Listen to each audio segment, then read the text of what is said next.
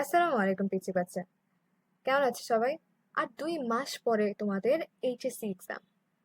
HSC 26-এর কথা বলছি। এখনো তোমাদের অনেকেই সেল কেমিস্ট্রি চ্যাপ্টারটা পড়োনি, বা জিজ্ঞেস করো যে আপু কোন কোন টপিকগুলো ইম্পর্টেন্ট, কোনগুলো পড়বো কোনগুলো পড়বো না।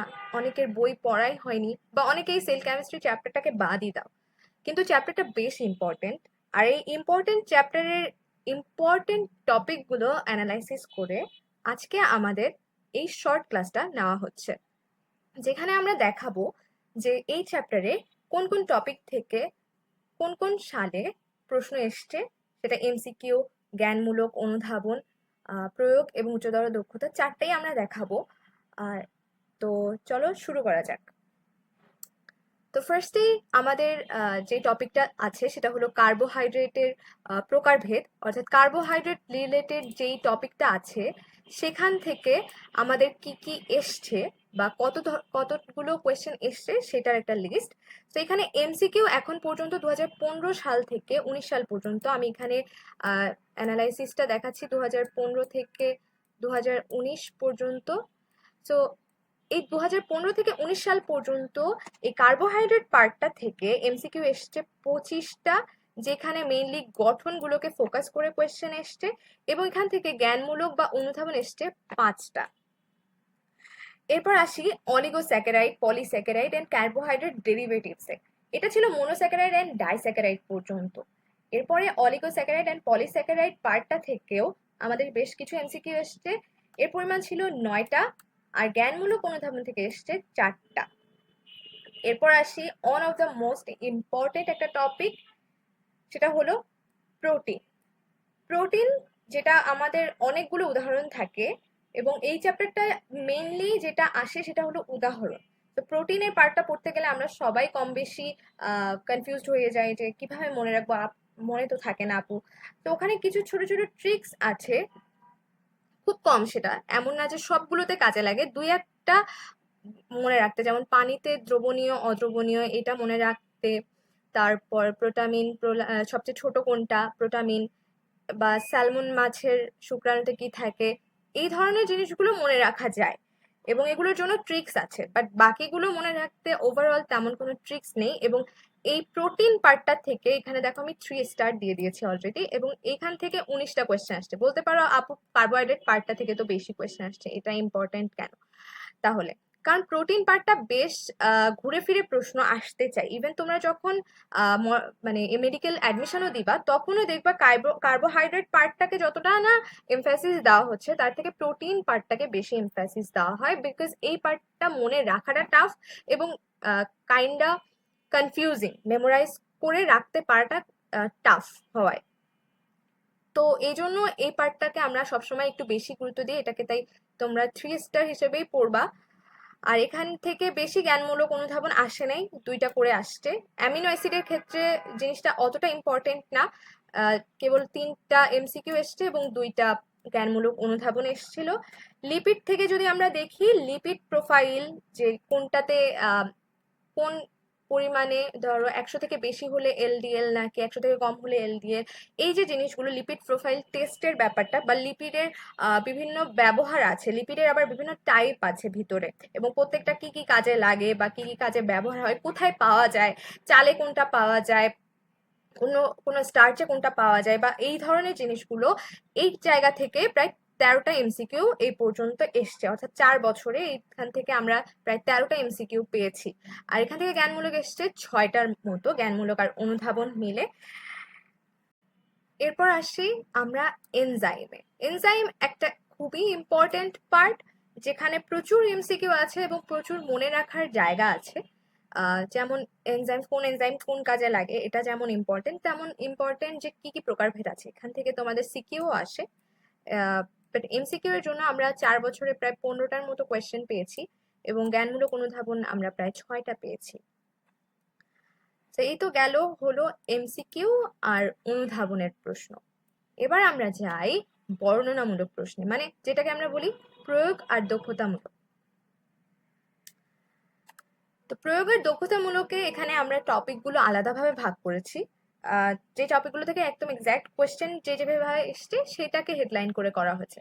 তো তো ফার্স্টেই আছে সেলুলোজ বা স্টার্চের রাসায়নিক গঠন এবং কাজ। রাসায়নিক গঠনগুলোই তোমরা ভয় পাও, কিন্তু এই রাসায়নিক গঠনগুলোই আসে। এখন এই রাসায়নিক গঠন আর কাজ যেগুলো আছে, এই কাজগুলো প্রশ্ন বলতে আসার মতো প্রশ্ন আছেই, এগুলো কাজ বা গঠন প্রক্রিয়া।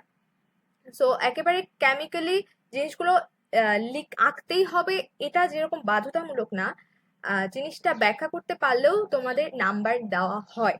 সো জিনিসটা ব্যাখ্যা করতে যাতে পারো, সেজন্য যাতে মোটামুটি কনসেপ্টটা ক্লিয়ার থাকে সেটা খেয়াল রাখতে পারো। আর কাজ আসলে আমার মনে হয় কাজগুলো এমসিকিউর জন্য যেহেতু পড়তে হয়, তো সেটা মাথায় রাখলে মোটামুটি 5-7টা কাজ আমরা লিখতেই পারবো। আর 5-7টা কাজ বা 8টার মতো কাজ লিখলে যদি উচ্চতর দক্ষতায় আসে, সেক্ষেত্রে নাম্বার চলে আসে।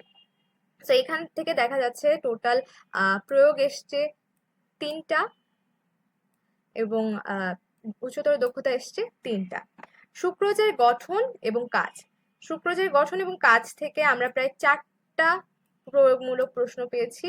17 এবং 19, 17, 16 এই 3বার প্রশ্ন এসছে। এখান থেকে আমরা প্রায় 4বার কোয়েশ্চেন পেয়েছি। এরপর আসি প্রোটিন। যে প্রোটিনটা আমাদের এমসিকিউ এর সময়ও ইম্পর্টেন্ট ছিল এবং মনে রাখা টাফ ছিল। সেই প্রোটিন তৈরির রাসায়নিক প্রক্রিয়া যেটা আছে সেই পার্ট থেকে প্রশ্ন এসছে টোটাল 3বার। 3বার বলতে প্রয়োগ আর উচ্চতর মিলিয়ে 3বার প্রশ্ন এসছে। এখন এখানে একটা ইম্পর্টেন্ট নোট, যে তোমাদের যেহেতু এবার বলেছে অভিন্ন প্রশ্ন হবে, এখানে কিন্তু 18 সালে একবার অভিন্ন প্রশ্নে এই পার্ট থেকে প্রশ্ন এসছে। তো এটা ইম্পর্টেন্ট দিয়ে আমি পড়তে বলবো, যে এটা তুমি যথেষ্ট গুরুত্ব দিয়ে পড়ো। এবার আসি জীবদেহে প্রোটিনের ভূমিকা। জীবদেহে প্রোটিনের ভূমিকা আমরা ছোটবেলা থেকে 2-3টা ভূমিকা আমরা শিখে আসছি। দেহ গঠন করে, ত্বক চুল নখ তৈরি করে, এই জিনিসগুলো আমরা পারি। বাট এর বাইরেও এই এইচএসসি লেভেলে যেগুলো আছে, আমার লাইনগুলো বারবার এলোমেলো হয়ে যাচ্ছে, যাই হোক, এইচএসসি লেভেলে যেই কাজগুলো আছে সেগুলো যেন আমরা বাদ না দিই, এটাও কিন্তু অভিন্ন প্রশ্ন 18তে এসছিল। সো এই পার্টটা তোমরা গুরুত্ব দিয়ে পড়ে যেও। এমন হতে পারে যে তোমার অন্য কোনো প্রশ্ন তুমি অ্যান্সার করতে পারছো না এক্সাম হলে, সেইটা ব্যাকআপ হিসেবে এই চ্যাপ্টারটাকে রাখতে পারো। কারণ এই চ্যাপ্টারটা কাইন্ডা তুমি যদি অল্প কথায় তোমার রাসায়নিক প্রক্রিয়া বা গঠনগুলো ব্যাখ্যা করতে পারো কিংবা ভূমিকাগুলো ব্যাখ্যা করতে পারো, তাহলে কিন্তু তুমি নাম্বার পেয়ে যাবা। এবার আসি কোলেস্ট্রল। কোলেস্ট্রলের প্রশ্নটা থেকে কখনো প্রয়োগ আসেনি, কোলেস্ট্রল পার্টটা থেকে। এখান থেকে সবসময় উচ্চতর দক্ষতায় এসছে এই পর্যন্ত, এবং সেটা প্রায় 3বার কোয়েশ্চেন এসছে। যশোর বোর্ড এবং বরিশাল বোর্ড 2017তে একই সময়ে এই জায়গা থেকে উচ্চতর দক্ষতায় প্রশ্ন করেছিল। সম্মিলিত 18-র আরো একটা প্রশ্ন পাওয়া গেছে, দেখো, যেটা এনজাইমের ক্রিয়া কৌশল এবং কাজ। আমরা এনজাইমের ওই যে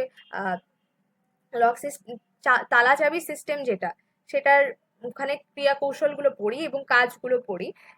তো ওই ক্রিয়া কৌশলটা কিন্তু বেশ ইম্পর্টেন্ট। ওই ক্রিয়া কৌশলটা কিভাবে কি কাজ করছে সেটা মনে রেখে, এনজাইম সাবস্ট্রেট তৈরি হচ্ছে, সেখান থেকে ভেঙে যাচ্ছে, এই ফ্লোর চার্টটা যদি তুমি মনে রাখতে পারো, জাস্ট 3টা স্টেপ, সেটা যদি মনে রাখতে পারো এবং তুমি যদি ওটা সেটা বলো তুমি ফ্লো চার্ট হিসাবে দেখাচ্ছ বা তুমি একে দেখাচ্ছ, সেটা ডাজন্ট ম্যাটার।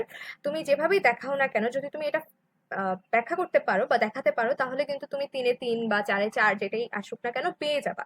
তো এখানে কি নাম্বার তোলাটা ইজি, কম লিখে নাম্বার তোলা যায়। বায়োলজির ক্ষেত্রে আমাদের যেটা হয়, আমাদের কিন্তু প্রচুর লিখতে হয়, এবং সায়েন্সের বাকি সাবজেক্টগুলোতে আমাদের এত লিখতে হয় না, যেমন ফিজিক্স, কেমিস্ট্রি, ম্যাথ, এগুলোতে খুবই কম লেখা। কেমিস্ট্রিতে বর্ণনামূলক আসলে তখন লিখতে হয়, ঠিক আছে, বাট সেটা খুব রেয়ার আসছে। আমরা যদি সেকেন্ড পেপারের কথা চিন্তা করি, খুবই কম লিখতে হয়।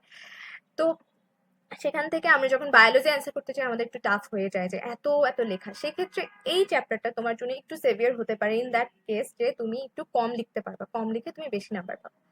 তো এই ছিল আমাদের ওভারঅল রিভিউ, চ্যাপ্টার অ্যানালাইসিস। এখান থেকে কি কি প্রশ্ন এসছে, কি কি টপিক থেকে এতদিন প্রশ্ন এসছে, সেগুলো ছিল এইগুলো।